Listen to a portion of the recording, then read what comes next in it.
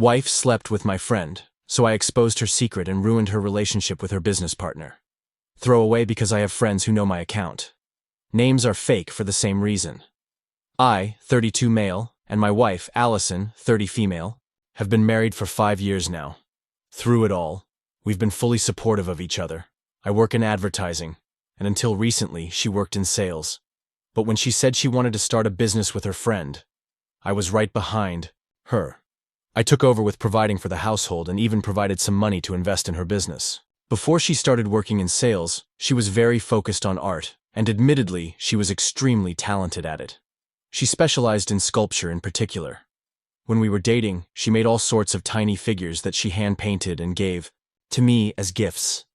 I still had all of them sitting around on my desk at work and my end table at home. I treasured them, not just because of the sentimental value, but because they were genuinely charming and well-made with unique designs. A lot of my coworkers expressed interest in buying them, and she started taking orders. Soon, she started dealing with more orders than she could pack and fulfill on her own, and she considered turning it into a full business. That's where her friend Stephanie comes in. Allison and Stephanie had known each other from college where they both studied marketing, but Stephanie had climbed a bit faster up the corporate ladder, and she ended up with more connections as a result. So the idea was that Alice would handle the production, while Stephanie worked on the marketing and sales. The goal was to get her figurines into local stores and with time start moving across the country. It was ambitious, but I'd seen their business plan, and it made sense. They were already selling the figurines online, and they were pulling in a respectable number of sales. Things were going well.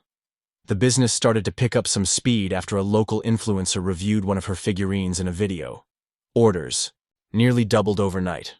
We were both exhausted by it, but it was exciting. I'd always been proud of her talent, and now other people were starting to recognize it too. And now I needed to talk about Tyler, 31 male. He's been my best friend since high school. He's a good guy, but he's always been a little unfocused. He dropped out of college because he spent most of his time playing video games, and even now, he has trouble holding down a stable job. Despite that, I still like to grab a beer with him once in a while and try to talk him into getting his life together. When he heard about Allison and Stephanie's business, he took an interest. He came by the house to see how it worked and said he was fascinated with it. When he heard that they needed to update their website, he volunteered to handle it. He's a web developer, and his freelance web development jobs keep him alive when he's out of work, so it seemed natural for him to volunteer his services. Unfortunately, that's where everything fell apart. First, he started coming by the house more often. That didn't seem unusual since he was working with Allison's company. Now, the three of them would have meetings where they discussed the website, layout, and how to improve their online presence. As Allison's husband and an investor, I sat in on a few of those meetings at first, but with time, I stopped making an appearance because I had work of my own to deal with. Eventually, they stopped having their meetings in the house and started meeting up at a nearby co-working space that Stephanie used. I didn't make anything of it. I trusted both my wife and my friend. I'd known Tyler for more than half of my life. In that time, I had a few girlfriends and several crushes, and Tyler had never once made a move on any of them. I always thought of him as a real bro, the type of guy who understands what's off limits. Even when I was done with a girl, Tyler wouldn't look her way. Then there was the fact that Stephanie was always with them too. That gave me the impression that Allison was always in safe hands. I just looked at it like she was going to work. I didn't worry about her spending time with other guys while she was there. So why would I worry about her and Tyler? Unfortunately, there was a piece of information I was missing that changed everything. I found out later that their team meetings at Stephanie's co-working space weren't happening as often as they claimed. I was talking to Stephanie one evening about their progress, and she mentioned that the website was taking longer than expected. She said that she wanted to ask Tyler what the delay was in their next meeting. Allison had gone out for a meeting the day before, so I asked Stephanie why she hadn't brought it up at the previous meeting. She looked confused and told me that the last time they all met was a week ago. I immediately knew that Allison and Tyler had been lying to me, but I didn't say anything else to Stephanie. I just told her that I must have been thinking of something else, and we moved on to another topic, but that stuck in my mind. My wife had specifically told me that she was meeting with Stephanie and Tyler. She always mentioned the three of them. If she was lying about Stephanie being there, then there was only one thing I could really suspect. But I decided to start paying more attention. I wanted to get my facts straight before I jumped to conclusions. I mean, my wife and Tyler both meant way too much to me for me to jump to a very dangerous conclusion. It was possible that there had been a mix-up. Maybe Stephanie had forgotten, or maybe Allison had just gone to work alone with Tyler that one time. But I wasn't going to just trust whatever she told me anymore. So, the next time she told me she had a meeting with two of them, I looked closely. She was wearing a lot of perfume and one of her lower-cut blouses. It wasn't sexy enough to obviously be for a date, but it was definitely a bit spicier than what you'd expect for a meeting. I waited for some time to pass, and then I texted Stephanie casually to ask how the meeting was going. She told me they weren't having a meeting that day again. Now I was certain of it. Allison and Tyler were meeting up secretly, and they were using Stephanie as cover. The only logical explanation was that they were having an affair. Now I just needed to prove it. My first bit of proof was the text message where Stephanie confirmed that they weren't meeting. Now I needed more. I texted Allison asking how the meeting was going. She said it was great and told me Stephanie and Tyler said hi. That was good enough for me. Now I had proof of her lying, but it still wasn't enough. So when she got home the same day, I pretended that I didn't have a clue what she was up to. I acted like I was happy to see her, and I took an interest in her day, but I was just waiting for her to go to sleep so I could go through her phone. I couldn't bring myself to lie down beside her that night, so I told her I had some work to finish up. When I could hear her light snoring, I knew it was time to get back to work. I slipped into the room and took her phone from where it was charging. I already knew her passcode. She never changed it. I remember thinking that it was stupid that my hands were shaking. I was just going through some texts. What was there to be afraid of? Looking back, it made sense. My whole life was about to change. I went straight to our messages with Tyler. As soon as I opened it up, their most recent messages popped up, and I was jump-scared by some pretty unpleasant messages. They weren't flirty or teasing. They were downright sexual. I really don't want to go into detail here. I don't think I can without getting my post removed. But it should be enough when I say that I almost smashed her phone out of anger. I forced myself to scroll back through their messages. There were flirty jokes, plans to have meetings, and nudes flying back and forth between them. Eventually, I got to the very beginning, and it was just normal work stuff. Her asking him for updates, and him confirming deliverables. None of that mattered to me.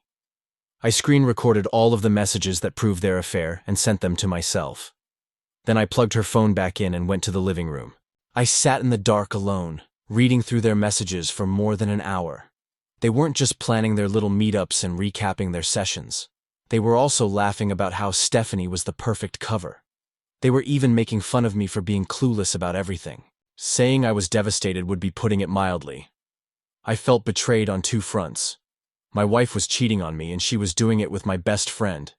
This was a guy who was the best man at my wedding. He was the one man I trusted the most in the world, and he was having an affair with my wife. I didn't know who to talk to about it, since the two people I trusted most were the ones who were stabbing me in the back. All I knew is that I couldn't bottle this in, or I'd go crazy, and that's why I'm here right now. I think I just needed somewhere to vent about everything that's going on, and maybe get some advice on what to do next. I haven't confronted either of them yet, but I know I can't pretend everything is still normal for much longer. I feel sick when I look at Allison, and the last time I saw Tyler, I wanted to knock him out. All I know is that I need to cut the two of them out of my life. I can't keep this up for much longer.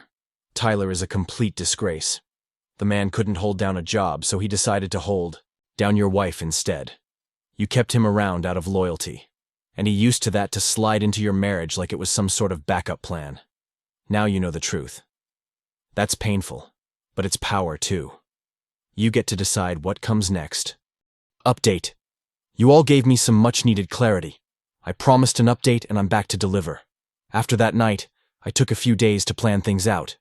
I could have rushed into a confrontation as soon as I found out about the affair, but I didn't want just a fight. I wanted them to face consequences for what they did. So the first thing I did was get in touch with a lawyer. I needed to figure out the best way to go about the whole thing. I didn't want Allison getting anything from me, but there was also the issue of her business. I made some rather significant financial investments in it, and I wanted to know what I'd be entitled to it from it.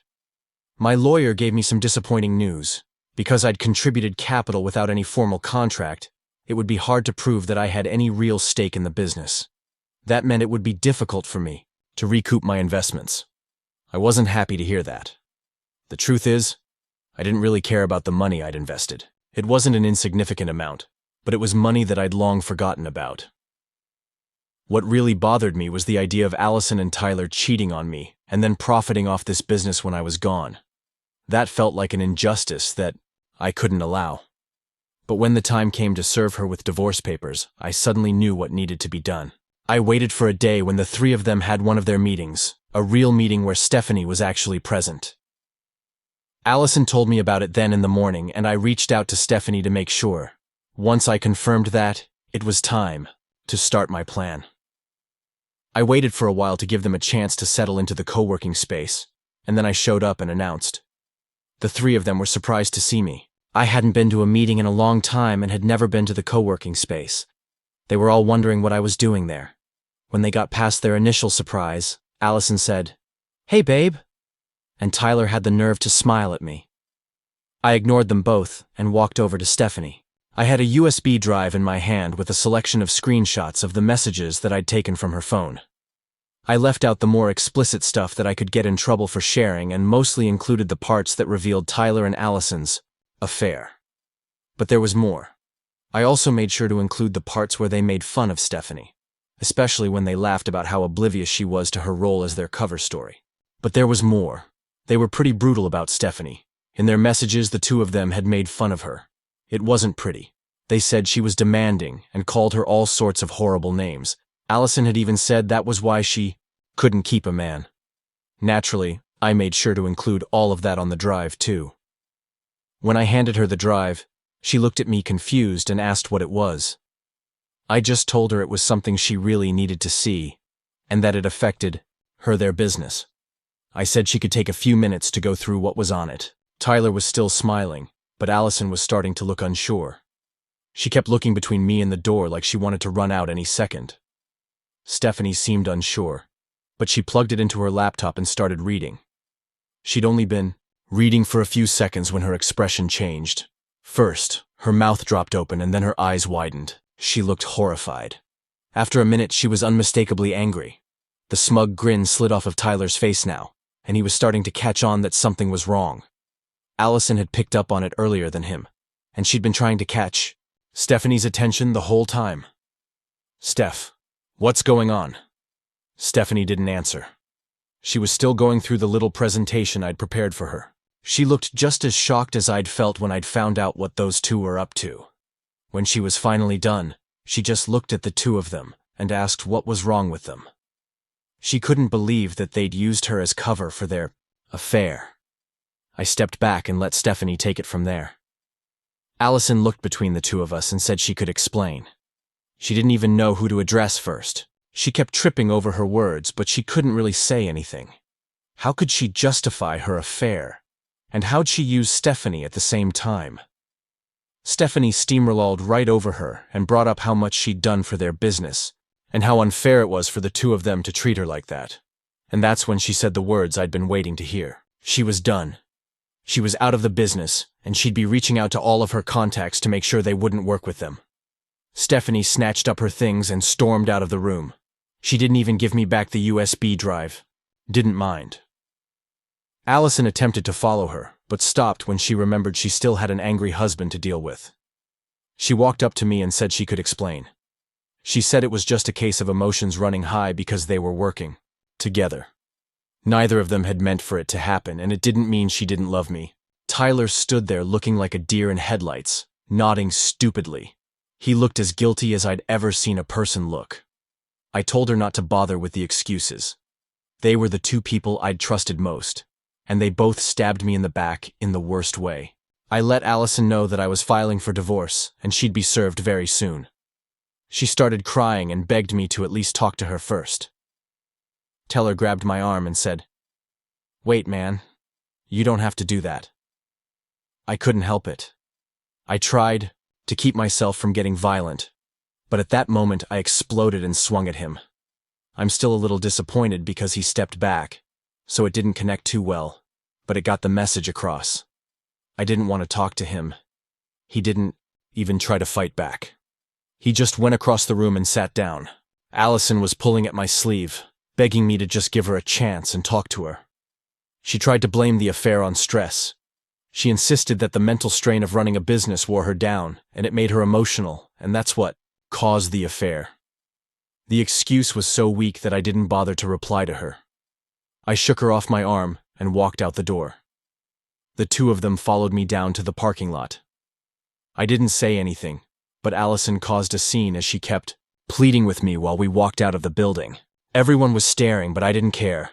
I wouldn't see any of these people again. Allison was the one who knew most of them. She was still begging me to give her a chance when I got to the car, but I just got in and drove away without a word. The whole situation sucked, but I was kind of satisfied with how things had gone. Stephanie knew the truth, and she was threatening to blow up the business. It served Allison right. She was going to watch everything she'd built crumble because of her own actions. Stephanie made good on her promise. She completely cut herself off from the business, and by the end of the week, all of her contacts had pulled out. Allison's business was left with no distribution network. I found out from Stephanie that Allison had tried to go behind her back and reach out to some of the contacts on her own. But she'd poisoned the well already. She'd told them everything Allison had done and let them know that she wasn't a reliable business partner. We still had to deal with the divorce, too. It hasn't been finalized yet, but things are looking good for me. It looks like there's going to be an even split of marital assets, which I don't really consider fair since she's the one who cheated on me. But what can you do? You're already starting off with a disadvantage as a man in a divorce. The one thing I'm happy about is that it's looking like I won't need to pay any spousal support. That's just fine with me. I feel like I've supported her more than enough. More than she ever deserved, really. Tyler tried to reach out to me a few times. He called over and over, but when I kept ignoring his calls, he just texted me. He apologized and admitted that he really messed up. He said he wanted to meet up so he could talk with me and set things straight. I told him that I never wanted to see him again, and if I did, I'd be sure to break his jaw to this time. He kept asking me to just give him a chance, so I blocked his number. As for Allison, she's been a wreck every time I've seen her in court. She took the collapse of her business pretty hard. She cornered me after court one afternoon and told me that I'd ruined everything she'd worked hard to build. I told her that she was unfaithful to her husband and mocked her business partner behind her back. Anything that went wrong was completely her fault. I just exposed her true self for everyone to see. While she was busy whining about how hard her life was now, she told me that she had several orders of figurines with no one to buy them. She couldn't even sell them online because Stephanie had reclaimed their website domain and put it up a disclaimer announcing that their product was discontinued. It said that any figurines sold online were fakes. That left Allison with a lot of product that she couldn't get a return on. That felt like karma to me. I had to sit down and talk with Stephanie about everything later on. I apologized for dropping a bomb like that on her, but she completely understood. She said she appreciated finding out what kind of person she was working with before they had gotten too deep into business together. She also apologized for being used as a cover story and assured me that she would have let me know if she'd been aware of what they were doing. I let her know that I didn't blame her at all. Tyler and Stephanie had used both of us. Stephanie got a taste for being an entrepreneur, and she told me she's in talks about starting a new business. She's invited me to be a part of it in case I'm interested. I think I'll be holding off on investing in anything until after the divorce is finalized, and I need to be in a clear headspace before making any huge decisions. All I can say is that you should be careful who you trust. Whether it's your wife or even your best friend, anyone could put a knife in your back with no warning. You've always got to keep your eyes open and learn to trust your gut. I learned that the hard way.